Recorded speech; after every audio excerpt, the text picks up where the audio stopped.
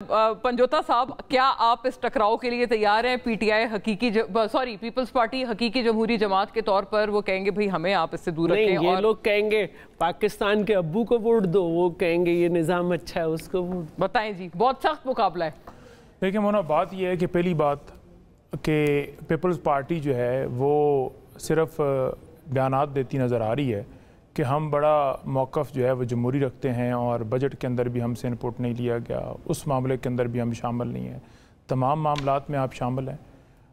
जितना सेटअप बना पीडीएम की हुकूमत हो या उसके बाद का सारा सेटअप, आप तो कहते थे कि हम किसी को चौथी दफ़ा वज़ीर-ए-आज़म नहीं बनने देंगे और फिर आपने उसी के भाई को बना दिया। आप उसके साथ बतौर फॉरेन मिनिस्टर जाकर बैठ गए।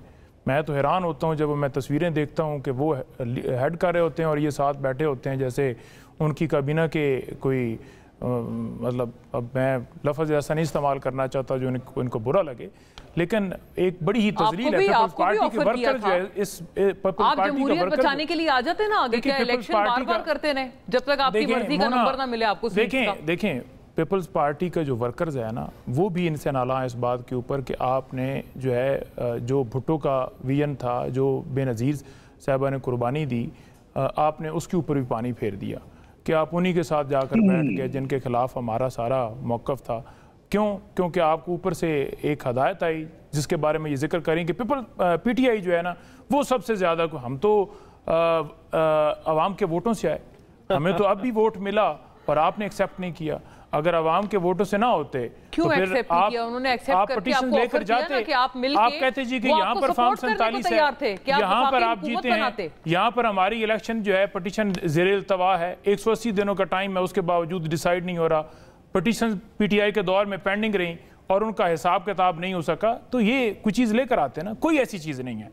हमारी पिटीशन ऑफर किया आपको पंजोता साहब, देखें ऑफर कर रही हूं, ऑफर पहली बात यह है कि हमारी 180 सीटें जो हैं वो हमारी हैं और उसके मुताबिक इमरान खान वजीर आज़म हैं। इमरान खान को एक जो लंदन डील के तहत डिस्क्वालीफाई किया गया, नवाज शरीफ जो नायल थे उनको अहल करके इलेक्शन में लड़वाया गया और इनको हुकूमत दी गई, इमरान खान को जेल में डाला गया। हम इस सेटअप को क्यों कबूल करते? जब अवाम ने वोट दिया है 8 फरवरी को, उस वोट को नहीं माना गया। पतन वो एक आज़ाद इदारा है, वो कह रहा है कि 64 तरीकों से धांधली की गई है। आपका नंबर थोड़ा सा भी, क्योंकि मैंने बड़ा सुना है जी, 64 तरीकों से धांधली की गई है, ठीक है, वो बड़ी वाज़ेह है। इन्होंने कहा एक और चीज़ कि इमरान खान का जो है ना वो कोई स्टेटमेंट नहीं है, इमरान खान इसराइल के खिलाफ नहीं। ये कैसी बात है कि मैं अगर ललकारता हूँ मोदी को तो आप ये कह दें कि पूछ के, अब इमरान खान अडयाला जेल से पूछ के जो है वो मोदी के खिलाफ ट्वीट कर रहा है, तो नवाज शरीफ को कहिए कि आप भी जरा पूछ के मोदी के खिलाफ ट्वीट कर लेते जंग में। उनका तो कोई ट्वीट ही नहीं आया, उनका तो कोई मौक़िफ़ ही नहीं आया और इमरान खान का मौक़िफ़ ऑन रिकॉर्ड है, वो पड़ा हुआ है, वो तमाम वीडियोज हैं। मैं इधर चला देता हूँ, आपसे नहीं चलाई जाएगी, मैं तो चला दूंगा, लेकिन आपका कैमरा हो सकता है लाइव चलाने से कासर हो। ये है।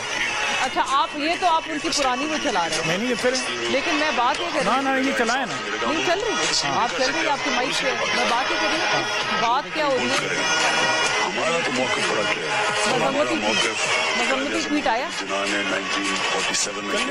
नहीं मजम्मती ट्वीट आया, नहीं बंद होता, प्रोग्राम नहीं होता, पहले कोई मसला नहीं है, बंद होता है तो होने दो।